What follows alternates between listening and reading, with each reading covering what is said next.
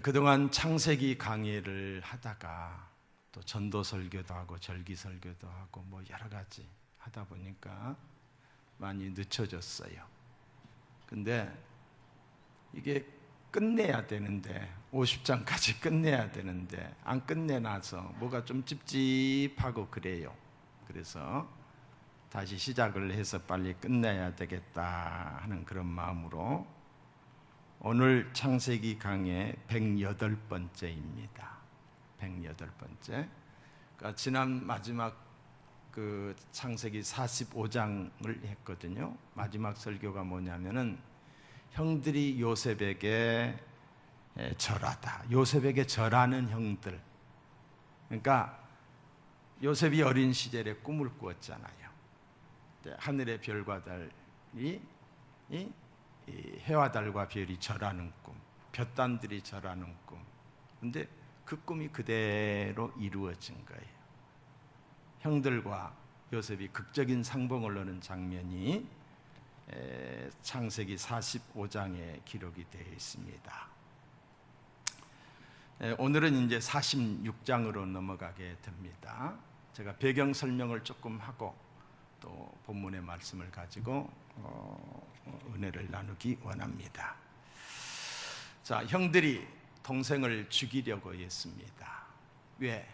아버지의 사랑을 독차지하고 하는 말마다 뭐 해와 달과 별이 절을 했다, 볕단들이 절을 했다, 이런 것들이 형들이 보기에는 내가 너한테 절을 한단 말이냐?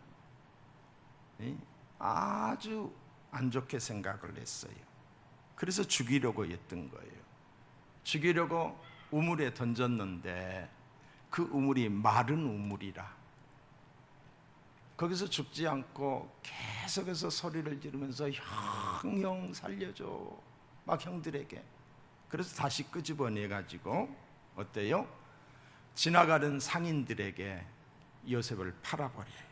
돈 받고 팔아버려요. 종으로 팔려간 요셉은 어린 나이에 종살이 감옥살이 죽을 고생을 했습니다.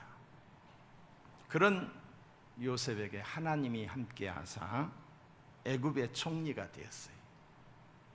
최고의 권력자가 되었다는 것이지요. 힘이 없어도 형들에 대한 분한 감정과 악한 마음이 있어서 그저 상황만 되면 복수하려고 하는 그런 마음이 없잖아 있을 텐데 요셉은 복수하려고 하는 생각은 하지를 않고 도리어 형들을 용서하면서 그들을 끌어안습니다. 이게 요셉이에요.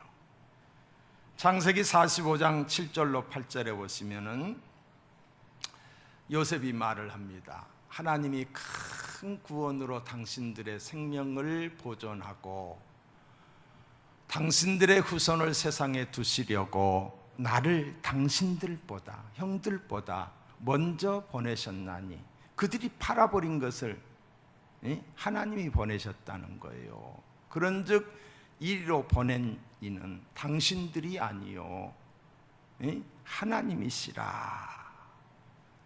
지난 모든 일들을 그 뼈에 사무치는 고생했던 그 일들을 형들이 그 못된 짓을 했던 그 일들을 하나님의 섭리로 해석하며 형들을 도리어 이루하여 주는 모습을 보게 됩니다. 하나님이 했다라고. 그러면서 자기를 죽이려고 했고 팔아버렸던 그 형들을 끌어안고 엉엉 눈물의 상봉, 기쁨의 상봉이 있었습니다. 그리고 총리가 된 요셉이 형들에게 말을 합니다. 재촉을 했습니다. 빨리 가서 사랑하는 아버지를 모시고 오라고. 근데 아버지 야곱은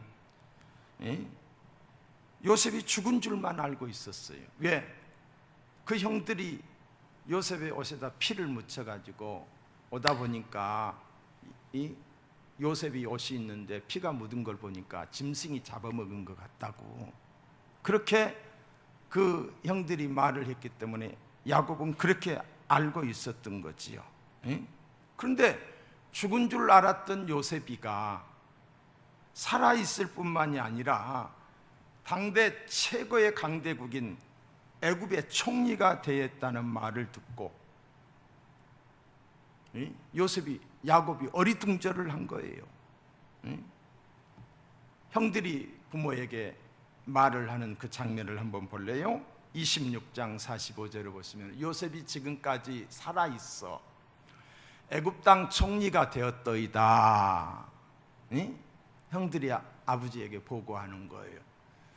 야곱이 그들의 말을 믿지 못하여 어리둥절하더니, 믿을 수가 없는 거예요. 믿어지지 않았지만은 요셉이 보낸 전용 수레를 보고서야 믿어진 거예요. 요즘으로 말하면 전용기를 보낸 거예요. 전용기, 비행기를 보낸 거예요. 야곱이 너무 기뻐서 막 기운이, 힘이 생겨지게 되고, 내가 죽기 전에 요셉을 꼭 봐야 되겠다, 이런 소망이 생겨졌던 거지요. 그래서 아들 요셉을 만나러 이제 출발하는 장면이 오늘 1절에 있는 말씀입니다. 자, 1절을 한번 보겠어요. 이스라엘이 모든 소유를 이끌고, 그러니까 처자와 그리고 가지고 있던 재산 이런 것들을 가지고 떠나 브엘세바에 이르러 그의 아버지 이삭의 하나님께 희생 제사를 드리니 그랬어요. 가나안을 떠나서 애굽을 향하여 가던 야곱은 이 브엘세바에 이르러서 하나님께 희생 제사를 드렸다는 거지요. 제사를 드렸다는 거예요. 여러분, 구약에서의 제사라고 하는 단어는 신약에서 예배라는 단어와 동일합니다. 구약에서 예배를 드렸다는 것은 아브라함이가 모리아산에서 이삭을 드릴 때 그때 예배하러 간다, 이 단어 한마디가 있고 전혀 없습니다. 근데 신약에서는 또한 이 제사라는 단어보다도 예배라는 단어가 많이 등장을 하게 되는 것을 보게 됐지요. 야곱은 왜 애굽을 향하여 가다 말고 브엘세바에 이르러서 희생의 제사를 드렸을까? 여러분, 가나안 땅은 그의 할아버지 믿음의 조상 아브라함 때부터 하나님이 약속하셨던 땅이에요. 이 땅을 내 자손들에게 주겠다, 자손 대대로 기업으로 주겠다라고 하나님이 약속하신 약속이 있는 땅입니다. 약속의 땅이라는 거지요. 자, 더구나 지금 그들이 가고자 하는 이 애굽은 할아버지 아브라함 때부터 항상 시험거리가 된 곳이기도 했습니다. 아브라함이 기근이 만나게 되자 애굽으로 내려갔다가 자기 아내를 누이라고 거짓말을 하게 되죠. 그러므로 인해서 바로에게 큰 화를 당할 뻔했던 그런 것이 바로 이 애굽입니다. 뿐만 아니라 창세기 26장에 보시면은 아버지 이삭이 흉년이 들었을 때에 이 또한 애굽으로 내려가려고 할 때에 하나님이 막으셨던 것을 보게 돼요. 애굽으로 내려가지 말아라. 이제 그러한 이 애굽을 향하여 이제 약속의 땅을 등지고 다시 돌아올 기약도 없이 떠난다는 것이 야곱으로서는 마음이 영 편치를 않았던 것입니다. 야곱은 그런 이유 때문에 가나안 땅을 벗어나기 직전, 그러니까 이 브엘세바는 국경 지역이거든요. 직전에 브엘세바에서 하나님께 제사, 예배를 드림으로써 애굽으로 가는 것에 대한 하나님의 뜻을 알고 싶어 했던 거예요. 하나님, 애굽으로 가는 것이 옳은 일입니까? 아니면 그런 일입니까? 하나님의 인도하심을 받고 싶어 했던 것이지요.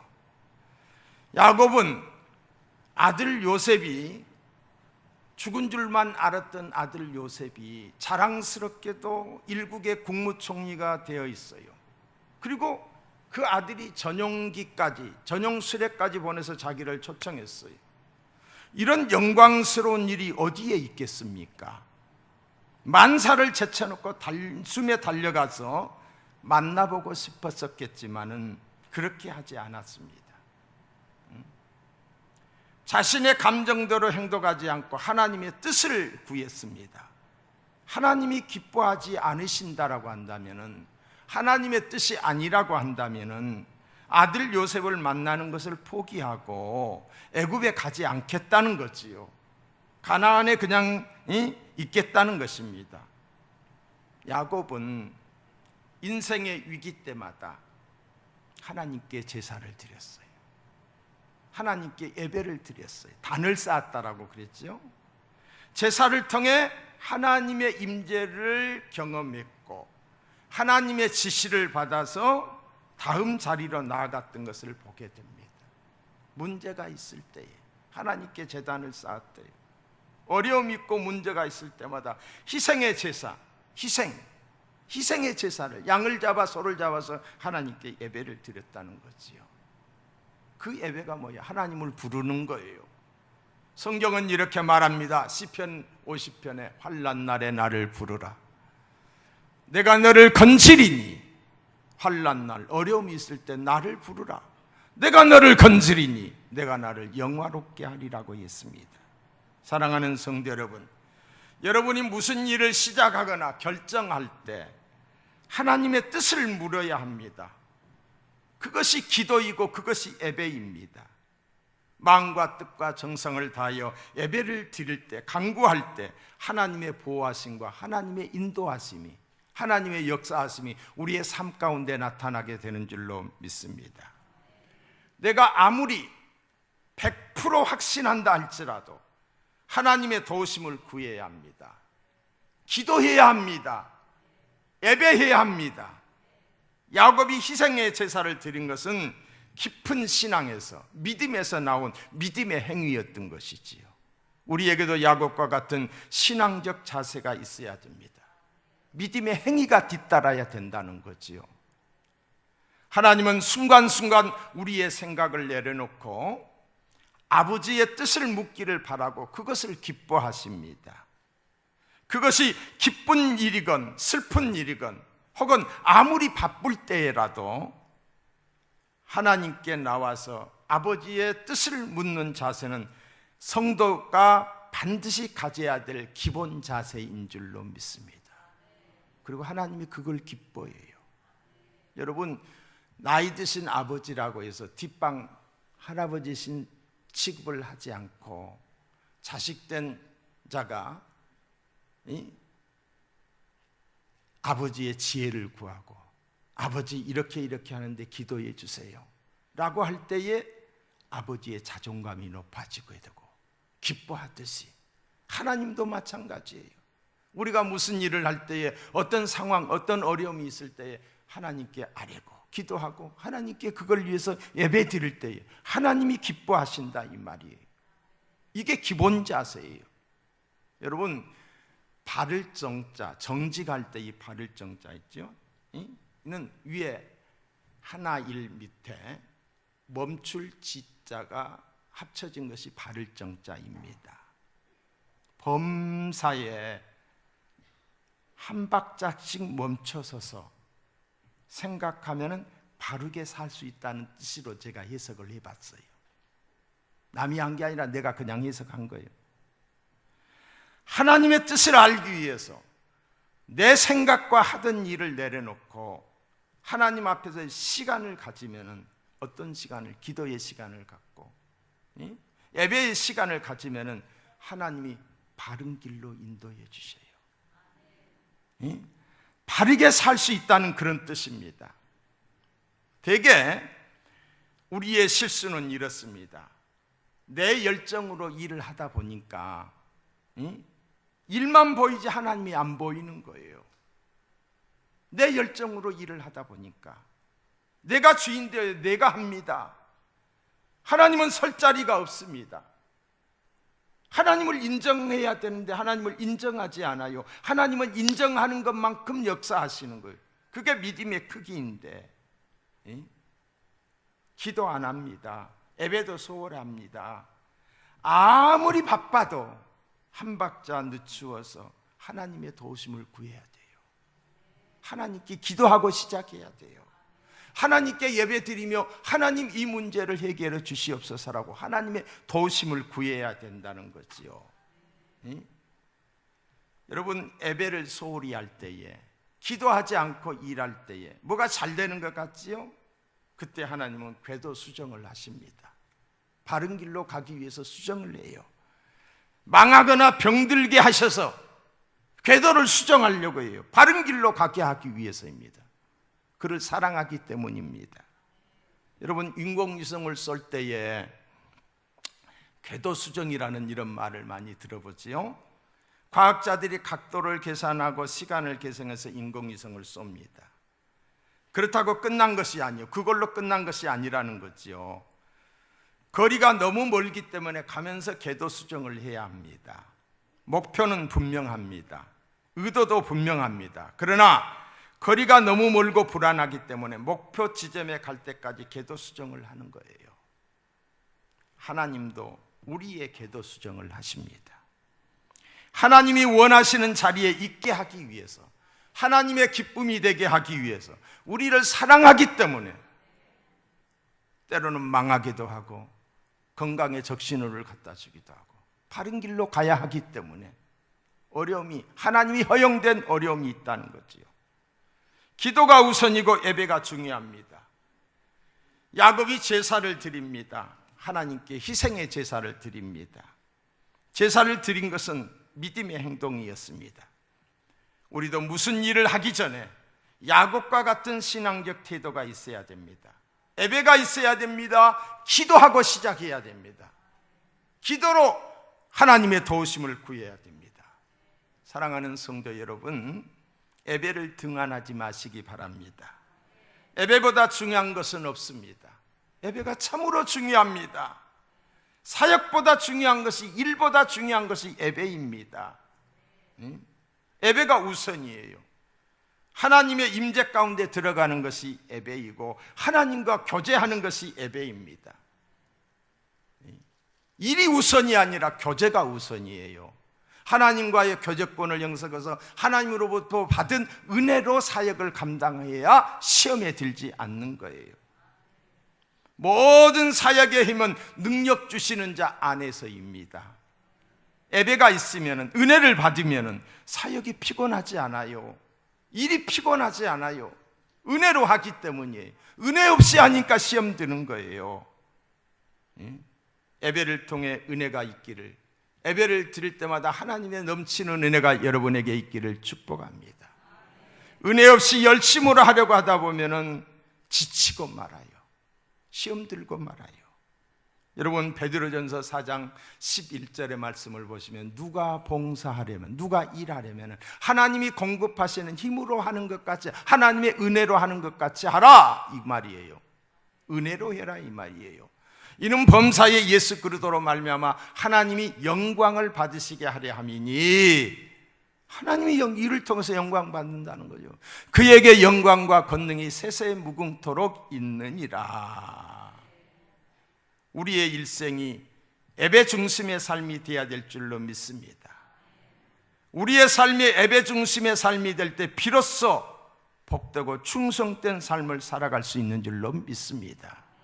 사랑하는 성도 여러분, 무슨 일을 결정할 때 그것이 결혼이 될 수도 있고, 그것이 사업이 될 수도 있고, 그것이 어떤 자녀의 문제가 될 수도 있죠. 잠시 멈추시고 그냥 밀어붙이기 식으로 일하는 것이 아니라 하늘의 하나님께 아뢰이고 하늘의 하나님께 지혜를 구하고 하나님의 뜻을 헤아리시기 바랍니다.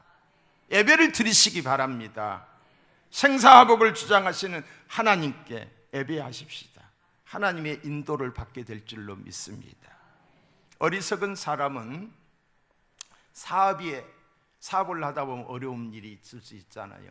사업에 어려움이 있을 때나 또 사업이 너무 잘 돼, 그래서 너무 바쁠 때 예배를 차선으로 돌려요. 뭐 다음에 드리지, 바쁘다고 또 기도를 멈춰요. 하든 기도를 그만 중단해요. 바쁘니까 더욱 기도하고 더욱 더 하나님께 예배해야 될 터인데, 바쁠수록 기도하고 예배 드려야 하는데 그렇지 않는다는, 예배의 성실한 사람에게 하나님은 복을 주십니다.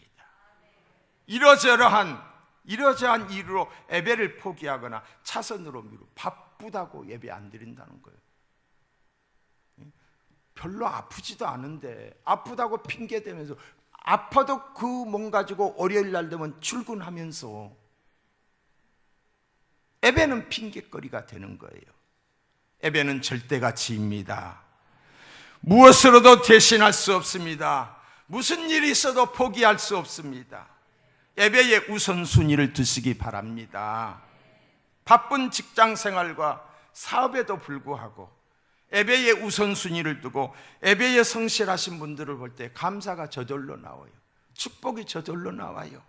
우리 교회 안에도 있잖아요. 직장 생활 안 하는 게 아니에요. 사업 안 하는 게 아니에요. 남이 하는 거 똑같이 해요. 그런데도 주일 저녁에도 나오지, 수요일에도 나오지, 금요철에도 나오지, 애들까지 데리고 나오지. 그리고 하나님께 예배하는 거예요. 하나님이 보실 때 기뻐하실 것이고, 부족한 종이 볼 때도 축복 기도가 저절로 나가는 거예요. 주님, 내 삶의 예배가 회복되게 하여 주시옵소서. 나의 삶에 가장 중요한 것이 예배가 되게 하여 주시옵소서. 이렇게 간구하시기를 바랍니다. 요한복음 4장 23절 이하에 보시면은 아버지께서는 자기에게 이렇게 예배하는 자들을 찾으시니라 그랬어요. 하나님이 찾으신다는 거예요. 누가 진짜로 예배를 잘 드리고 있는가? 하나님은 영이시니 예배하는 자가 영과 진리로 예배할지니라고 그랬어요. 야곱은 하나님께 제사를 드릴 때에 그냥 드리지 않았습니다. 여기 보시면 희생의 제사를 드렸다고 했어요. 희생의 제사는 피의 제사를 가리킵니다. 희생했다, 피를 흘렸다는 거지요. 그렇죠? 희생의 제사는 어떤 제사예요? 속죄의 제사예요. 구약에서는 짐승의 피를 통해서 속죄 의식이 행해졌거든요. 근데 신약에서는 예수님이 십자가에 피 흘려 죽으심으로 우리의 모든 죄를 사하여 주신 줄로 믿습니다. 피 흘림이 없이는 죄사함이 없다라고 하는 성경적 근거입니다. 예배를 통해 예수 그리스도의 십자가의 보혈로 죄사함을 받고 성령으로 충만함을 받는 여러분이 되기를 주의 이름으로 축원합니다. 보혈이 강물처럼 흘러서 모든 저주에서, 죄로 말미암는 내 안에 있는 모든 저주에서 해방되기를 주님의 이름으로 축복합니다. 야곱은 중요한 시점에 하나님께 예배를 드렸습니다. 어디에서? 부엘세바에서 예배를 드렸습니다. 부엘세바는 어떤 것입니까? 부엘세바, 할아버지 아브라함이가 하나님으로부터 약속을 받았던 것이 부엘세바예요. 그의 아버지 또한 이삭이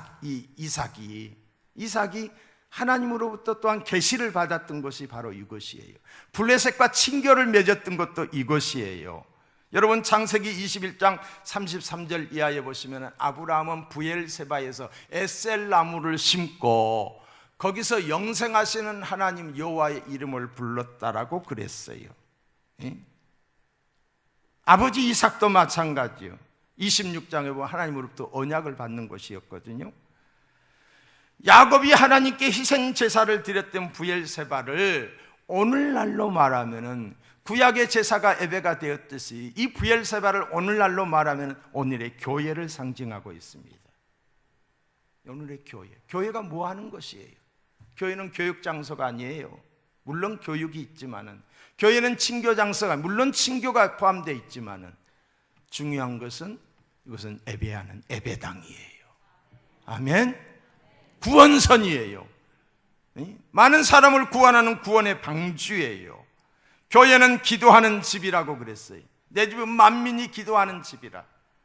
교회는 하나님께 예배하는 것이에요. 여러분, 솔로몬의 성전을 완성을 하고서 하나님께 기도했더니 하나님이 그 밤에 솔로몬에게 말씀하셨어요. 자, 역대하 7장 12절 이하를 보시면은 밤에 여호와께서 솔로몬에게 나타나사 그에게 이르시되 내가 이미 내 기도를 듣고, 여러분, 내가 이미 내 기도를 듣고 하나님이 말씀하시는 것, 이것을 택하여 내게 제사하는 성전을 삼았으니, 내게 예배하는 성전을 삼았으니 혹 내가 하늘을 닫고 비를 내리지 아니하거나 혹 메뚜기들에게 토지 소산을 먹게 하거나 혹 전염병이 내 백성 가운데 유행하게 할 때에 내 이름으로 일컫는 내 백성이 그들의 악한 길에서 떠나 하늘에서 떠나 내 얼굴을 기도하여 내 얼굴을 찾으면 내가 하늘에서 듣고 그들의 죄를 사고 그들의 땅을 고칠지니라고 그랬어요.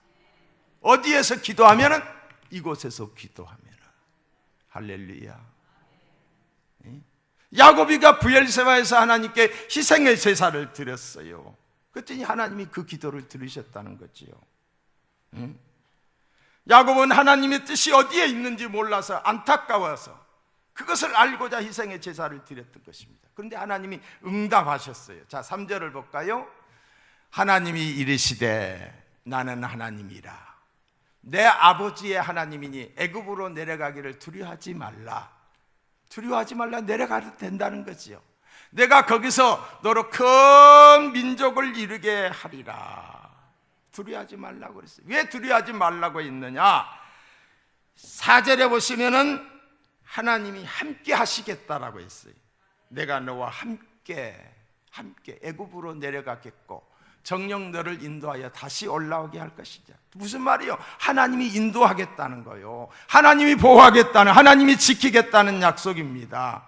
이런 응답이 언제 임했습니까? 언제 임했어요? 제사를 드렸을 때, 하나님께 예배를 드린 후입니다. 그러므로 우리는 예배를 귀하게 여겨야 됩니다. 예배를 소중하게 여겨야 됩니다. 예배는 교회의 본질이에요. 예배를 포기하면 안 돼요. 어떤 일이 있어도. 히브리서 11장 25절에 보시면 모이기를 피하는, 예배를 피하는 그 어떤 사람들의 습관과 같이 하지 말고 오직 권하여 그날이 가까운, 주님 오실 때가 가까움을 볼수록 더욱 그래야, 더욱 모이기를 힘쓰라는 거지요. 예배를 힘쓰라는 거예요. 예배를 소중히 여겨야 됩니다. 예배는 창조주 하나님과의 교통하는 시간이에요. 하나님의 크고 위대하심을 찬양하는 시간이에요. 하나님과 나 사이에 가로막는 죄악을 씻는 시간이며 내 소원을 하나님께 아뢰는 시간이 예배 시간입니다. 예배를 통해 삶의 용기와 지혜를 얻게 될 줄로 믿습니다. 애굽으로 내려가는 야곱에게 하나님이 뭐라고 말합니까? 두려워 말라고 그랬어요. 3절을 다시 봅니다. 하나님이 이르시되 나는 하나님이라. 내 아버지의 하나님이니, 역사적인 하나님이라는 거예요. 애굽으로 내려가기를 두려워하지 말라. 두려워하지 말라. 왜 두려움이 다가옵니까? 왜 두렵습니까? 불확실한 내일 때문이에요. 불확실한 미래 때문이에요. 앞이 보이지 않습니다. 현실적으로 상황이 너무 어렵기 때문이에요. 현재 내가 당하고 있는 그 문제가 내가 감당하기에 너무너무 커요. 내가 약해요. 현실적으로 너무 어려워요. 생활이 어렵고 가정에 문제가 있고 또 자녀들이 방황하고 몸이 아프고 이런 상황이지요. 암담하고 절망적인 상황 때문에 두려워할 수밖에 없는 게 우리 인간이에요. 큰 소리 치지만요, 이 새끼손가락 밑에 가시만 박혀도 지 혼자 어찌할 수 없는 것이 인간이에요. 그러면서 하나님을 향해 막 삿대질을 해요. 하나님 어디 있냐고. 교만이지요. 이럴 때 우리는 어떠해야 합니까? 나 자신을 바라보거나 문제를 바라보지 말고 전능하신 하나님을 바라보아야 됩니다. 전능하신 하나님, 능치 못하신 하나님을 믿어야 합니다. 할 수 있거든이 무슨 말이냐? 믿는 자들에게는 능치 못함이 없느니라. 하나님을 향한 믿음을 가진 사람은 두려워하지 않습니다. 하나님을 믿는 믿음 때문이에요. 믿음대로 되기 때문이에요. 내가 믿으면 하나님의 영광을 보리라고 했잖아요. 믿음이 없을 때 한없이 두렵고 염려와 근심의 늪에 빠지는 거예요. 흔들리고 좌절하고 치우치게 되는 거예요. 믿음이 있기를 주님의 이름으로 축원합니다. 세상을 이기는 이김은 이것이니 곧 믿음이라고 했어요. 믿음이 이기네, 믿음이 이기네. 주 예수를 믿는 믿음이 온 세상 이기네. 박자 정확하지요. 두려워하는 사람은 그 무엇도 할 수가 없습니다. 여러분, 두려워한다고 해서 무엇이 달라집니까? 염려한다고 해서 키 작은 사람의 키가 더 커집니까? 염려할 시간에, 두려워할 시간에 뭐 하라고? 기도하라고 성경은 말하고 있어요. 빌립보서 4장에 보시면 아무것도 염려하지 말고 다만 모든 일에 기도와 간구로 너희 구할 것을 감사함으로 아뢰라. 하나님께 아뢰라. 그리하면 모든 지각에 대한 하나님의 평강이 그리스도 예수 안에서 너희 마음과 생각을 지켜주시리라. 하나님이 생각을 지켜줘요. 어떻게 저렇게 복잡해서 사나? 얼마나 힘이 들까? 옆에서 보는 사람이 그런데 하나님이 우리의 마음과 생각을 지켜주면 그까짓 거예요. 문제가 되지 않는 거예요. 하나님의 생각을 지켜줘야 돼요. 그래서 잠언서 4장에 보시면은 모든 지킬 만한 것 중에 더욱 내 마음을 지키라. 내 마음을 지키라. 내 생각을 지키라. 생명이 근원이 이에서 남이니라. 별것도 아닌 것 가지고 자존심 내세우지 말아야 돼요. 그래서 망하는 거예요. 그래서 깨지는 거예요. 사람을 의지하면 문제가 더욱 커지고 근심이 더 깊어질 뿐입니다. 해결자가 되시는 우리 주님만 바라보고 믿으시기를 주님의 이름으로 축원합니다. 두 번째 약속이 뭐였어요? 내가 너와 함께함이라. 자, 4절을 다시 봅니다. 내가 너와 함께 애굽으로 내려가겠고 반드시 너를 인도하여 다시 돌아올 것이며 요셉이 그의 손으로 내 눈을 감기리라 하셨더라. 그가 형들을 속이고 장자권의 축복을 받은 다음 쫓겨나였어요. 형이 그를 죽이려고 하니까 도망을 친 거지요. 정처 없이 도망할 때에 베델에서 하나님께 제사를 드렸어요. 꿈에 땅에서부터 하늘까지 사닥다리가 이렇게 있는데 오르락 내리락 천사가 보였어요. 그리고 음성이 들렸어요. 그때 야곱이 잠에 깨서 일어나가지고 돌단을 쌓고 그것에다가 하나님께 제사를 드렸더니 그때 응답으로 주신 말씀이 뭐였느냐? 창세기 28장 15절, 우리가 이미 강의했던 말씀이죠. 내가 너와 함께 있어. 내가 어디로 가든지 너를 지키며 너를 이끌어 이 땅으로 돌아오게 할지라. 내가 내게 허락한 것을 다 이루기까지 너를 떠나지 아니하리라 하신지라. 약속의 말씀대로 빈손으로 떠났던 야곱은 하나님이 함께 하셔서 20년 만에 큰 부자가 되고 자녀들을 거느리고 돌아옵니다. 돌아올 때에 형과 부딪히게 하는데 형의 마음을 하나님이 움직여서 서로 끌어안고 화해하게 하는 장면을 보게 되지요. 이게 젊었을 때 있었던 일이에요. 이제 애굽으로 내려가려는 그 야곱에게 다시 하나님이 말씀한 거예요. 뭐라고? 내가 너와 함께하여 너를 떠나지 아니할 것이라. 하나님은 우리와 함께 하십니다. 우리와 동행하시며 함께 하십니다. 항상 내 곁에 계십니다. 항상 여러분 곁에 계셔요. 눈에 보이지 않는다고 없는 게 아니에요. 내 소리를 듣고 계시고 내 형편을 알게 계시고 나를 보고 계시는 거예요. 내 곁에 계셔요. 이 믿음이 있기를 축원합니다. 이 믿음이 있게 되면 함부로 죄를 안 짓는 거죠. 하나님이 보고 계시는데, 하나님이 함께 하시는, 그래서 이 코람데오 신앙이 중요한 거예요. 사랑하는 성도 여러분, 여러분은 혼자가 아닙니다. 하나님이 여러분과 함께 하십니다. 여러분의 집에 하나님이 함께 하십니다. 집에서 하나님을 찬양하시기 바랍니다. 함께 하신 하나님이 지키시고 복 주실 줄로 믿습니다. 이때 야곱의 나이가 130이에요. 야곱은 이 말씀을 붙들고 애굽으로 내려가서 몇 년을 더 사느냐? 17년을 더 살아요. 17년, 147세까지 장수하며 평안함을 누리고 자녀들이 지켜보는 가운데서 하나님의 부르심을 받고 천국에 가게 됩니다. 사랑하는 성도 여러분, 우리의 일생이 다하는 그날까지 하나님이 우리와 함께 하시며 떠나지 아니하십니다. 믿으시면 아멘. 우리 주님이 약속하셨어요. 마태복음 28장에 보시면은 내가 너희에게 분부한 모든 것을 가르쳐 지키게 하라. 볼지어다 내가 세상 끝날까지 너희와 항상 함께 있을 것이다. 세상 끝날까지 함께 하시는 하나님을 인정하며 사시기를 바라요. 동행하시는 하나님. 찬송가 442장 반주 해주세요. 이 찬송 1절과 3절만 우리가 한번 불러보겠어요. 저장미꽃 위에 이슬.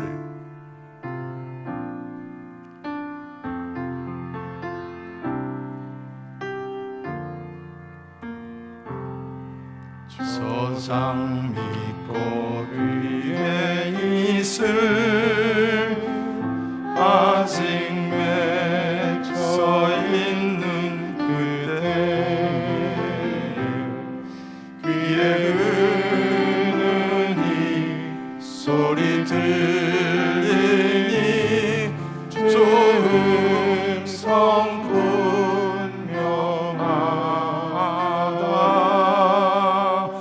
주님 나와 동행을 하면서 나를 친구 삼으셨네. 우리 서로 받은 그 기쁨을 알 사람이 없도다. 반기도록 동산 안에 주와 함께 있으려 하나. 외로운 세상에 할 일 많아서 날 가라며 가신다. 주님 나와 동행을 하면서 나를 친구 삼으셨네. 우리 서로 받은 그 기쁨은 알 사람이 없도다.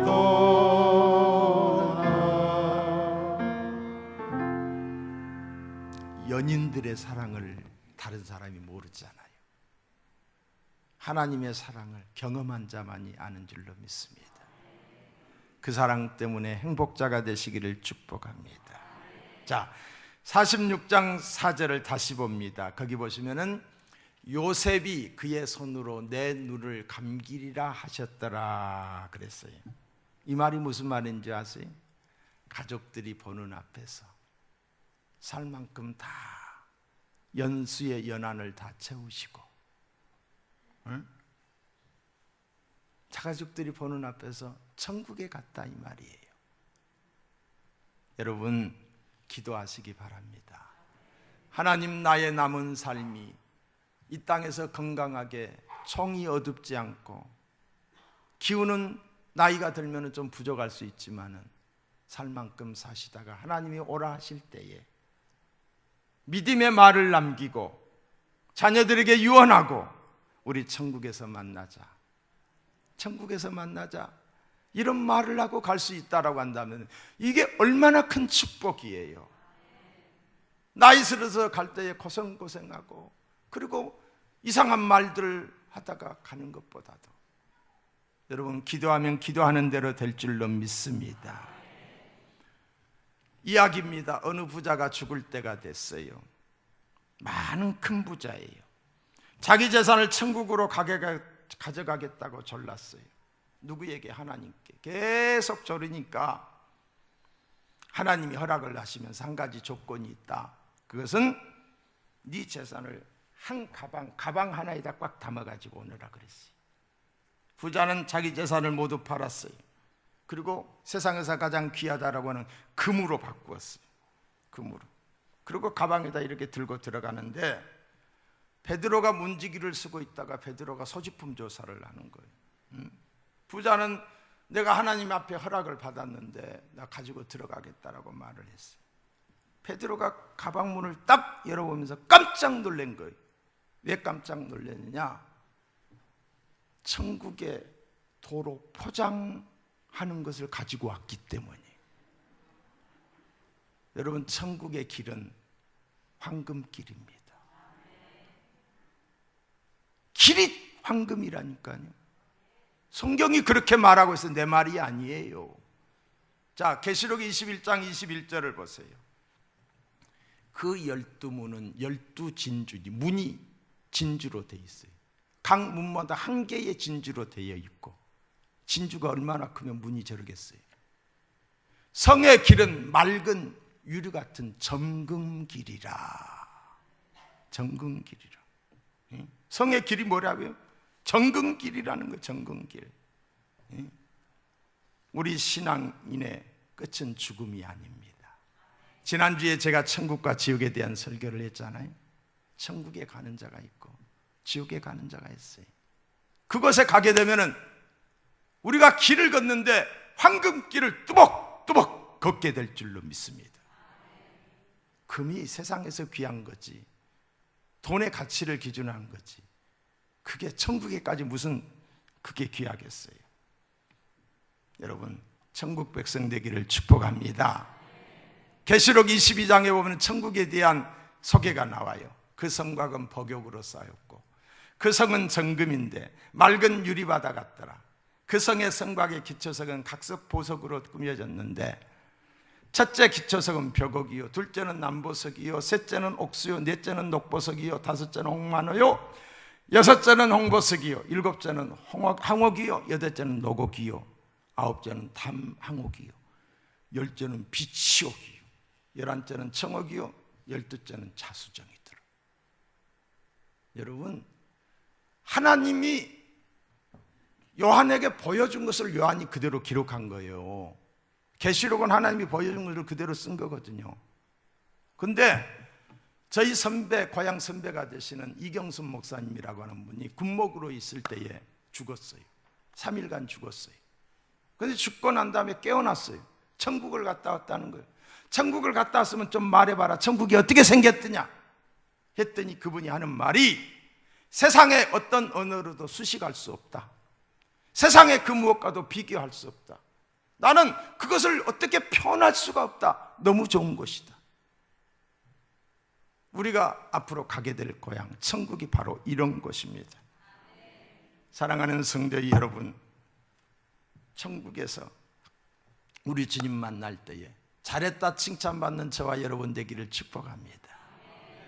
이 땅에서의 모든 억울함과 눈물 닦아주시고 시비비비 갈라주시고, 그리고 천국에 갔을 때에 상 받는, 면류관 받는 저와 여러분이 다 되시기를 주님의 이름으로 축원합니다.